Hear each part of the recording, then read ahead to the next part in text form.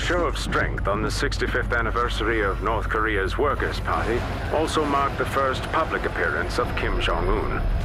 Although little is known about Kim Jong-un, the event has furthered speculation that he will succeed his ailing father as this secretive nation's head of state. U.S. officials expressed confidence that even should Kim Jong-un take control, major military action by North Korea is unlikely. Velkommen til Railgun TV's tredje og sidste udsendelse om THQ's Gamers Week event i New York. Den tredje dag handlede udelukkende om et spil, nemlig THQ's kommende shooter Homefront, som foregår i en nær fremtid, hvor Nordkorea har invaderet USA. Vi måtte desværre slet ikke filme spillet på noget som helst tidspunkt, men vi var til gengæld med til præsentationen af spillet, vi prøvede det bagefter i multiplayer, og så fik vi også talt med spillets multiplayer designer, Tredje. Velkommen til. Our gameplay goals with multiplayer has really been to create a large-scale warfare experience. We're going to see a lot of that today. One of the things we're going to show you is our multiplayer dev diary here that talks about some of the things that we've released on the multiplayer so far, including one of our major innovations called battle points.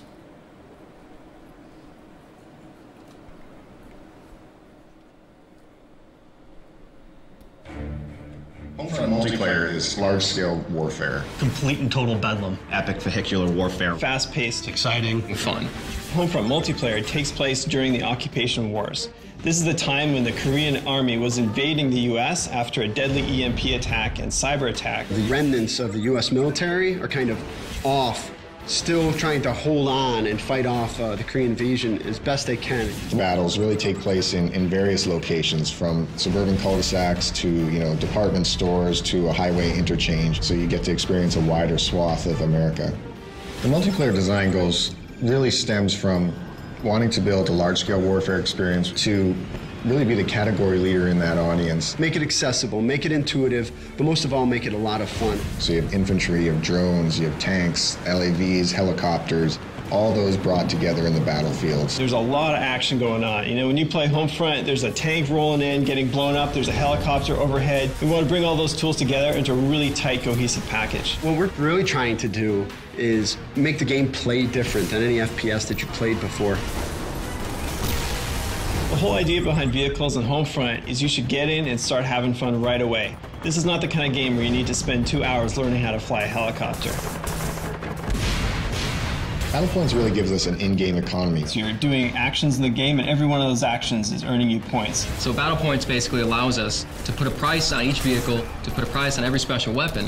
Rather than just saying like, oh great, you captured that objective, here's some experience, we're saying, hey, you captured that objective, that's great, now here's a tank. You can buy everything from tanks, helicopters, to drones, to additional ammo for your RPG. The idea with Battle Points is buy what you want when you want it.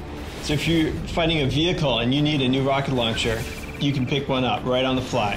The near future setting for Homefront gives us the ability to bring in some near future technology like drones. What drones add to the game is a lot of new and interesting types of ways to fight your enemy and to fight them without putting yourself at risk. I may spawn in the game initially and deploy my recon drone, and I start marking different targets.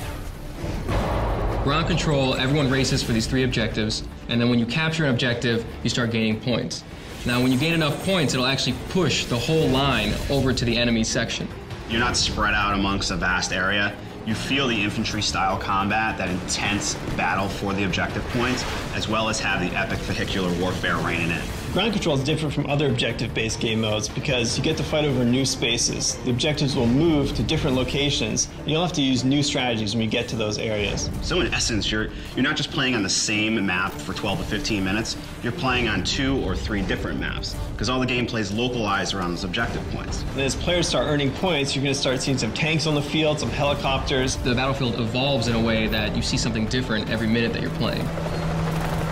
Homefront is doing dedicated servers. In console games, you can get up to 32 players. In PC, obviously, it's even more important to have dedicated servers. After Homefront ships, I'm probably gonna kick back by playing Homefront and destroying noobs online. It's interesting, as a developer, you have pretty much like one day where you know a lot more than everyone else at the game. After that one day, you're getting your ass kicked like everyone else.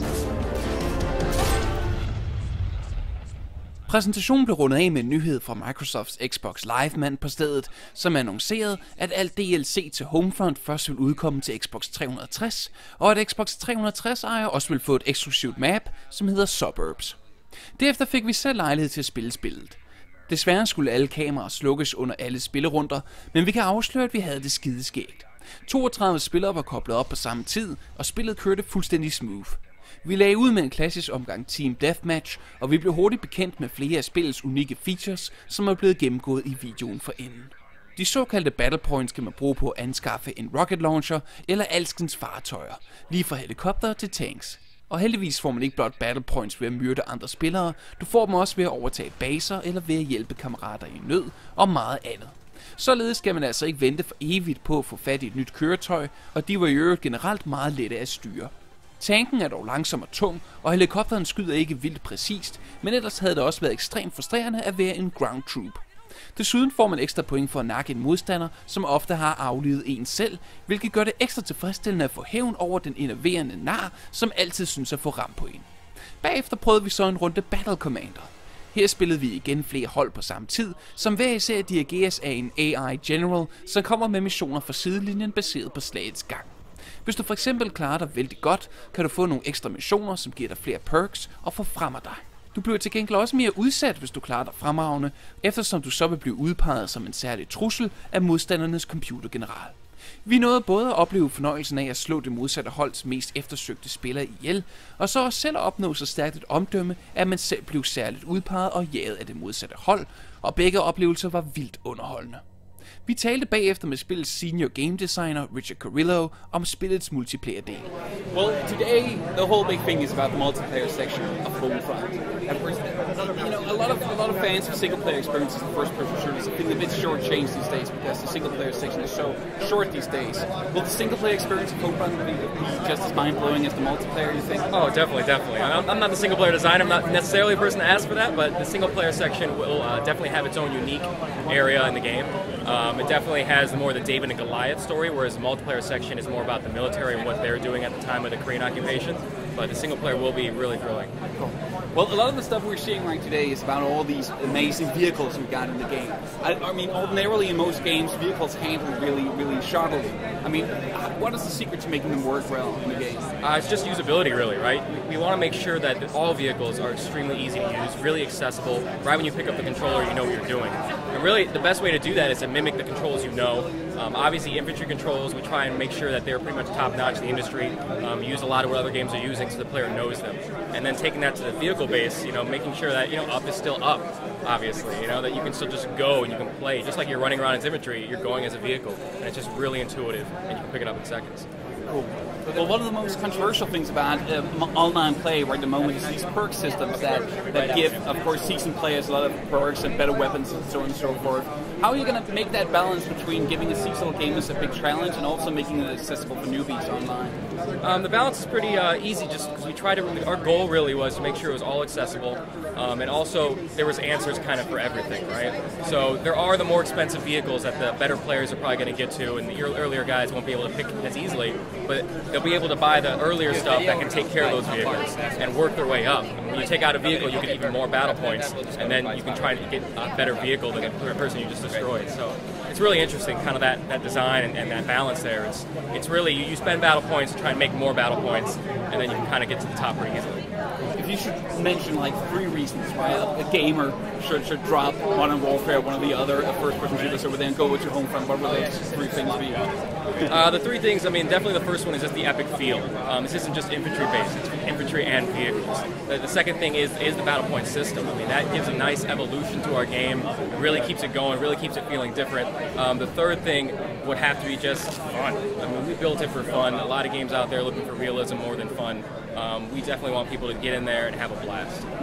Well, we've seen war-torn America in other games before as well. How does this differ from those depictions? Really, this is more of a real feeling, you know. Even in the multiplayer game, the single player is more about, you know, the civilian cost of war. The multiplayer is more about what the military is doing, but even in the landscape of the multiplayer, you can completely see that kind of civilian casualty. That this is an area that everyone knows, everyone's seen in movies, everyone's seen, you know, walking around. It feels like home, and it's completely destroyed. Bodies are hanging from nooses. It just looks awful, and you just understand war that much better. Well, I know you've been chiefly working on the multiplayer section, but do you have any idea how many hours the single-player experience will clock into? It's probably around 8 to 10 hours, I believe. I'm not sure exactly.